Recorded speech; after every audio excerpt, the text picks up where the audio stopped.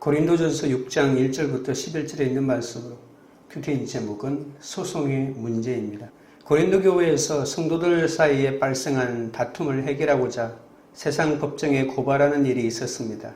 이에 바울은 성도가 하나님을 모르는 세상을 판단해야 하는데 오히려 그 세상으로부터 판단을 받으려 하는 것은 부끄러운 일이라고 합니다. 차라리 형제에게 속고 손해를 입는 편이 더 낫다고 하고 있습니다. 첫째는 부끄러운 일입니다. 1절입니다. 너희 중에 누가 다른 이와 더불어 다툼이 있는데 되어 불의한 자들 앞에서 고발하고 성도 앞에서 하지 아니하느냐. 바울은 성도들 간의 다툼이 법정 소송으로까지 나아간 것을 책망합니다. 다툼 자체보다 그것을 세상 재판관들 앞에서 고발했다는 사실에 통탄하죠. 그리스도인들이 서로 다투는 것은 하나님과 교회를 모욕하는 일입니다. 불의한 자들과 성도들은 도덕적 개념이 아니라 종교적인 개념입니다. 불의한 자들은 그리스도를 믿음으로 하나님과 올바른 관계를 갖지 못한 자들이죠. 이 세상은 죄로 인해 타락하고 부패하여 하나님을 알지 못한 채 자기 소견에 옳은 대로 행하고 있습니다. 이기심과 합리화로 세워진 세상의 양심과 법으로는 세상을 바르게 세울 수 없습니다. 우주 만물을 만드신 하나님은 세상 모든 질서의 기준이시며 하나님과 우리 자신과 모든 관계의 기준이 되시죠. 따라서 하나님의 부르심을 받아 하나님 말씀을 받은 교회만이 세상의 불의함을 판단하고 분별할 수 있고 또한 하나님께로 인도할 사명이 있는 거죠. 그런데 교회 안에서 서로의 이해관계로 분쟁이 일어나서도 안 되겠지만 교회 안의 분쟁을 하나님의 의도 모르는 세상 법정에 고발하여 그 판단을 받으려 한다면 하나님의 말씀으로 세상을 판단하고 인도할 교회로서 심히 부끄러운 일이라고 하는 겁니다. 2절입니다. 성도가 세상을 판단할 것을 너희가 알지 못하느냐. 세상도 너희에게 판단을 받겠거든 지극히 작은 일 판단하기를 감당하지 못하겠느냐. 고린도 교회는 서로 소송에 휘말리는 것은 하나님 백성의 특권을 망각한 행위입니다. 성도들이 세상 사람들의 심판을 받는 게 아니고 성도들이 세상 사람들을 심판하는 게 순리라는 거죠.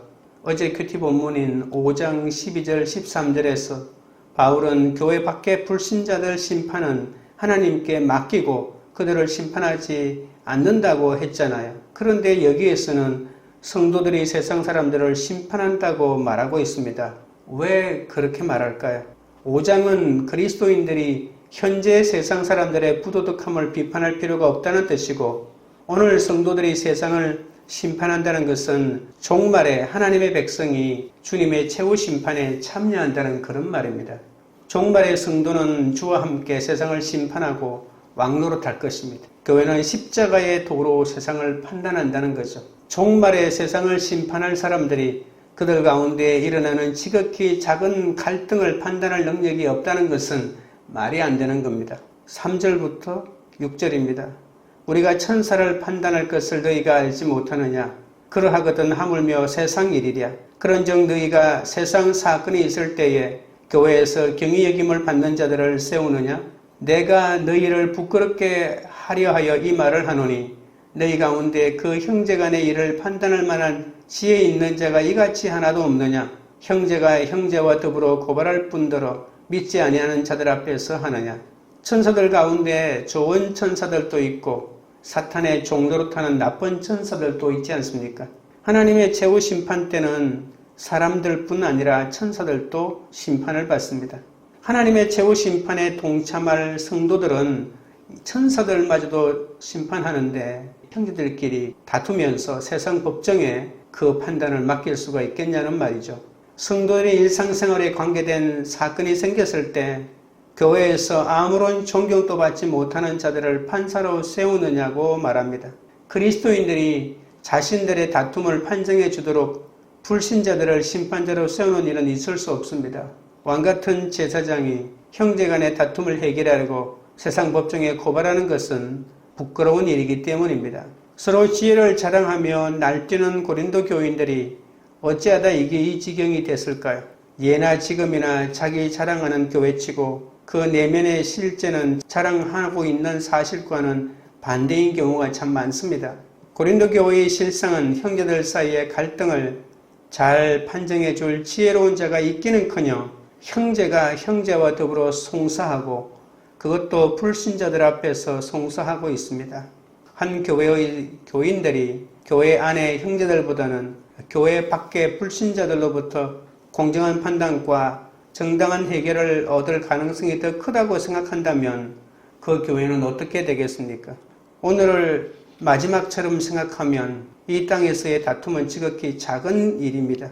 옳고 그름만 따지는 세상 법정이 아니라 구원을 귀중하게 여기는 공동체의 판단을 따르는 것이 진정 지혜로운 길입니다. 적용 질문 드립니다. 교회 안에 어떤 다툼이 있습니까?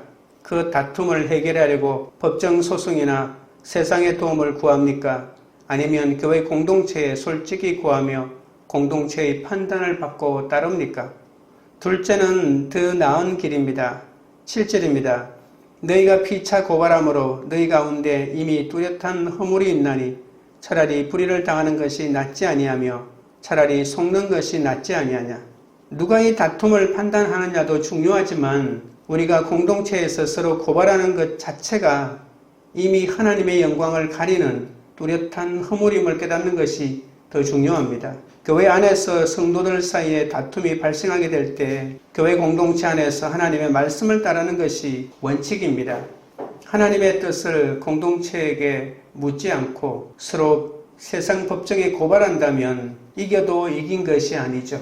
이는 그리스도의 몸인 교회를 나누게 하는 일이고 세상에서 영적으로 완전히 패한 것을 의미합니다. 바울은 우리가 이렇게 피차 고발할 바에야 차라리 불의를 당하는 것이 더 낫다고 가르칩니다. 그리스도인들끼리 서로 다투어 세상 법정이 재판한다는 것은 그리스도인의 가장 중요한 덕목인 사랑과 정의를 버리고 그리스도인의 정체성을 포기한 것을 알리는 것과 마찬가지죠. 설령 그 재판에서 이긴다 해도 그건 그리스도인의 승리가 아니라 패배라는 말입니다. 차라리 억울하게 불의를 당하고 사기를 당하는 게 낫다고 말하고 있습니다. 8절입니다. 너희는 불의를 행하고 속이는구나. 그는 너희 형제로다. 그리스도인들은 주 예수 그리스도를 쫓는 사람이지 않습니까? 그래서 차라리 불의를 당하고 강탈당할지언정 자신의 권리를 찾으려 하거나 보복하려고 해서는 안 된다는 거죠. 그런데 고린도 교인들의 실상은 이 이상과는 정반대입니다. 우리는 그리스도 안에서 하나된 형제 아닙니까? 형제와 교회 공동체를 견고히 세우고자 우리가 당하는 손해를 하나님이 다 알고 계시고 하나님이 다 계속하신다는 믿음이 있어야 합니다. 우리의 소망은 하나님의 나라에 있지 이 땅에 있는 것이 아니기 때문입니다. 비록 내가 결백하더라도 공동체를 위해 고발하지 않고 교회의 판단에 맡길 때 주님이 모든 것을 책임져 주십니다. 바울은 고린도전서 4장 12절 13절에서 이런 삶의 방식에 대한 모범을 말하고 있는데 모욕을 당한 적 축복하고 박해를 받은 적 참고 비방을 받은 적 권면하니라고 말했습니다. 또한 고린도전서 8장 22절에는 약한 자들에게 내가 약한 자와 같이 된 것은 약한 자들을 얻고자 하며 내가 여러 사람에게 여러 모습이 된 것은 아무쪼록 몇 사람이라도 구원하고자 함이라 라고 말했습니다. 하나님이 형제에게 불의를 행하고 속이는 자를 친히 심판하실 것이고 공동체의 덕을 위해 십자가 지는 자를 더 나은 길로 인도해 주신다고 하는 이 믿음이 없이는 절대로 이렇게 살 수 없을 것입니다. 적용 질문 드립니다. 공동체에서 서로 미워하고 고발하는 나의 뚜렷한 허물이 있습니까? 하나님과 교회를 위해 차라리 내가 손해보고 희생하기로 결단할 것은 무엇입니까? 셋째는 경고와 확신입니다. 9절 10절입니다. 불의한 자가 하나님의 나라를 유업으로 받지 못할 줄을 알지 못하느냐? 미혹을 받지 말라. 음행하는 자나 우상 숭배하는 자나 간음하는 자나 탐색하는 자나 남색하는 자나 도적이나 탐욕을 부리는 자나 술 취하는 자나 모욕하는 자나 속여 빼앗는 자들은 하나님의 나라를 유업으로 받지 못하리라. 불의한 자가 하나님의 나라를 유업으로 받지 못할 것이라고 하는 말이 9절과 10절의 죄 목록을 앞뒤에서 감싸고 있죠. 하나님 나라는 종말에 하나님이 왕으로서 다스릴 그 통치를 받게 된다는 그런 뜻이죠. 완성된 구원이 임한다는 말이기도 합니다. 유업으로 받는다고 하는 말은 땅을 부모로부터 상속받듯이 장차 올 복된 하나님 나라에 참여하게 된다는 말입니다. 하나님의 나라는 의의 나라잖아요. 그러니까 불의한 자들은 이 하나님의 나라에 참여할 수 없습니다. 그리스도인들은 예수님의 십자가 대속의 죽으심과 부활하심을 믿음으로 이미 하나님 나라 속으로 들어가 하나님의 자녀가 되었고 하나님의 성도가 되었습니다. 그래서 장차 완성될 하나님 나라를 상속받고 유업으로 받게 될 것입니다. 그런데 우리가 조심해야 될 것이 있습니다.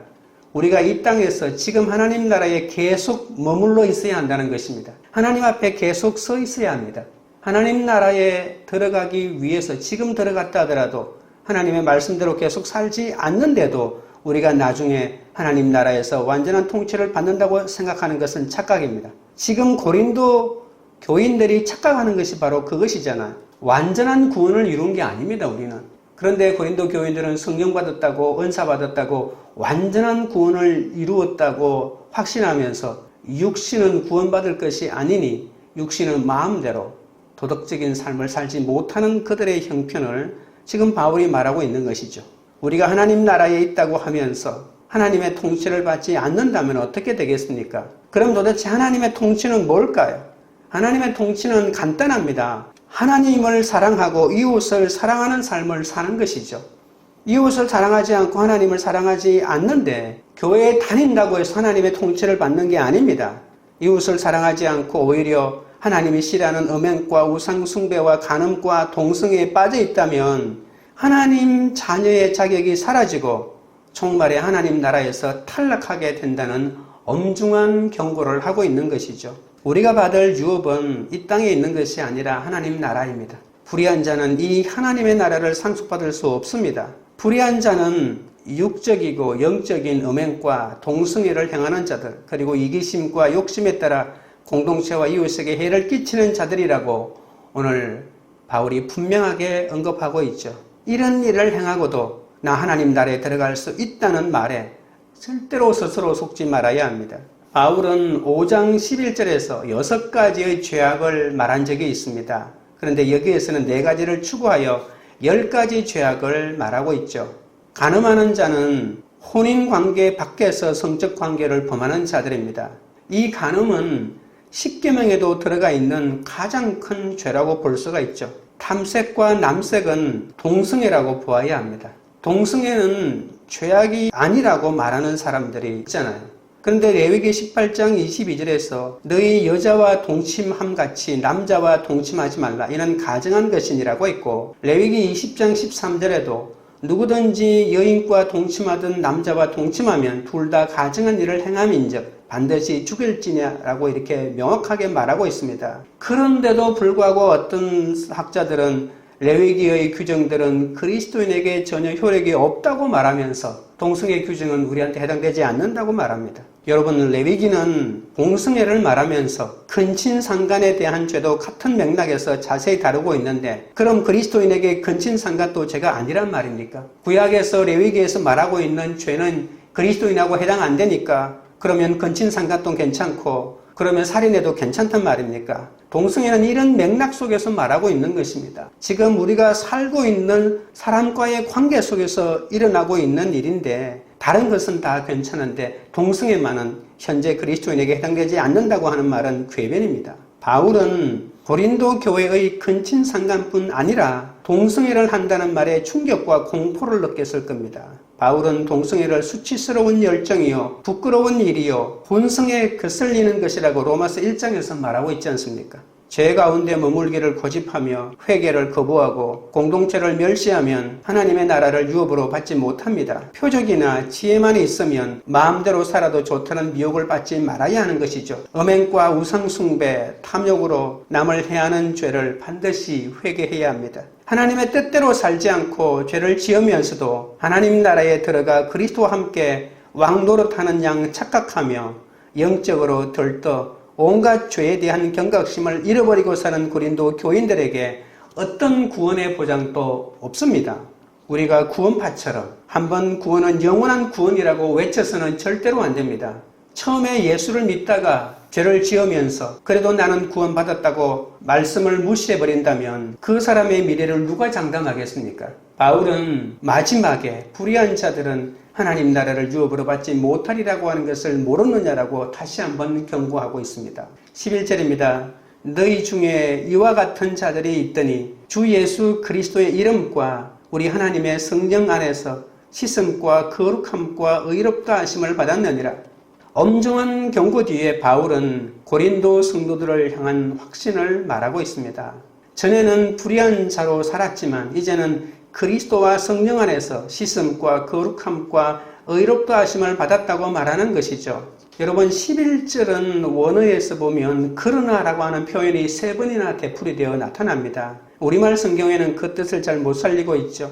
그래서 이 그러나가 문장하고는 잘 어울리지 않게끔 갑자기 들어가서 동사를 강조하고 있습니다. 그래서 직역을 해보면 이렇습니다. 그리고 너희 중 일부는 이런 것들이었다. 그러나 주 예수의 이름 안에서 그리고 우리의 하나님의 이름 안에서 너희는 씻김을 받았다. 그러나 너희는 거룩하게 되었다. 그러나 너희는 의롭게 되었다. 그러니까 고린도 교인들이 이전에는 그냥 착하게 살다가 의롭게 살다가 지금 구원받고 예수 안에 들어온 사람들이 아니라 아까 말했던 9절과 10절에 있는 모든 죄악을 다 저지르던 그런 사람인데 예수님을 만나서 너희들이 이렇게 깨끗하게 씻김을 받고 거룩하게 되고 의롭게 되었다는 것을 강조하고 있는 것이죠. 그래서 그러나 너희는 거룩하게 되었고 그러나 너희는 의롭게 되었고 그러나 너희는 주 예수 이름 안에 있다. 이것을 강조하고 있는 겁니다. 바울은 너희도 한때는 예수 믿기 전에 하나님 나라에 도저히 들어갈 수 없는 그런 죄악을 저지르며 살지 않았느냐고 하고 있는 것이죠. 그런 그들이 주 예수 그리스도의 이름으로 세례를 받고 성령을 선물로 받고 죄 씻음을 얻어 하나님께 의존하고 순종하여 사는 하나님의 의로운 백성이 되었다는 그런 말이죠. 예수를 믿는다고 하는 것은 삶의 완전한 변혁이 일어나는 것입니다. 그냥 교회 가는 흉내만 내는 정도가 아닙니다. 하나님의 은혜는 하나님이 그들의 모든 타락 속에서 인간을 자애롭게 받아들이고 그들을 용서하고 그런 다음 이 타락 속에 그들을 남겨두지 않고 단순히 죄를 씻는 것이 아니라 죄인들을 변화시키는 일을 한다는 겁니다. 내가 지은 죄가 용서받았다. 그게 아니라 죄를 지을 수 있는 인간의 그 죄인 자체를 의인으로 만드는 것이 하나님이 하는 일입니다. 그러나 이런 하나님의 역사가 열매를 맺으려면 당사자의 선한 결단이 있어야 한다는 것이죠. 물론 우리는 법적으로 하나님의 자녀가 됩니다. 그런데 우리의 삶 속에서 우리의 형이는 여전히 하나님의 자녀가 아닌 세상의 자녀처럼 살고 있잖아요. 그런데 끊임없이 우리의 결단으로 삶 속에서도 하나님의 의를 나타내기 위한 결단이 있어야 된다는 겁니다. 그리스도 안에서 하나님의 말씀에 동의와 헌신적인 순종이 계속 있어야만 효력이 더 발생하는 것이죠. 우리가 의롭게 되는 것은 하나님의 은혜로 의롭게 되는 거지만 그러나 우리가 거룩한 길을 걸어가는 것은 우리의 선택적인 순종과 헌신이 없으면 안 된다는 말입니다. 물론 성령이 도와주시겠죠. 그렇게 구원의 은혜를 경험하고도 서로를 세상 법정에 소송하는 것을 볼 때 아직도 고린도 교회가 하나님의 의로운 백성으로 살지 못하는 증거라고 볼 수 있는 것이죠. 이렇게 구원받은 너희가 어떻게 모든 문제가 일어날 때마다 하나님의 말씀으로 공동체에서 해결하지 못하고 세상 법정에 소송을 걸고 조금이라도 손해를 보지 않으려고 하는 너희들이 어떻게 선한 열매를 끝까지 맺을 수 있겠느냐고 이렇게 호통치고 있는 겁니다. 예수 그리스도를 만나기 전에 우리는 하나님의 나라를 유업으로 받을 수 없는 불의한 자들이었지만 이제는 죄 씻음을 받고 거룩함과 의롭다 하심을 받았습니다. 따라서 우리는 하나님 나라를 소망하는 자로서 불의한 일들을 버리고 하나님의 말씀과 교회 공동체 안에 거하며 하나님 나라에 합당한 삶을 살아야 합니다. 바울은 그리스도 안에서 얻은 하나님의 거룩하고 의로운 백성의 정체성을 실제 삶에서 실정해 보이라고 이렇게 명령하고 있는 것이죠. 그 은혜를 우리도 받았기에 우리는 하나님 나라를 유업으로 받은 자로서 날마다 거룩을 향해 나아가야 할 것입니다. 적용 질문 드립니다. 회개하고 잘라내야 할 나의 불의한 죄는 무엇입니까? 오직 은혜로 하나님의 나라를 유업으로 받은 자로서 거룩을 목적에 두고 나아가야 할 일은 무엇입니까? 기도드리겠습니다. 하나님 아버지, 오늘을 마지막처럼 생각하면 이 땅에서의 다툼은 지극히 작은 일이라고 했습니다. 그런데 아직 나의 유익과 이해관계를 가장 중요하게 여기며 이기심만 가득하여 주변을 돌아볼 줄 모르고 치열하게 싸우는 불의한 저를 용서하여 주옵소서. 교회 안에 일어나는 다툼을 옳고 그름만 따지는 세상 법정이 아니라 구원을 중하게 여기는 공동체의 판단을 따르게 하여 주옵소서. 비록 내가 결백하더라도 공동체를 위해 고발하지 않고 교회의 판단에 맡길 때 주님이 모든 것을 책임져 주신다고 했습니다.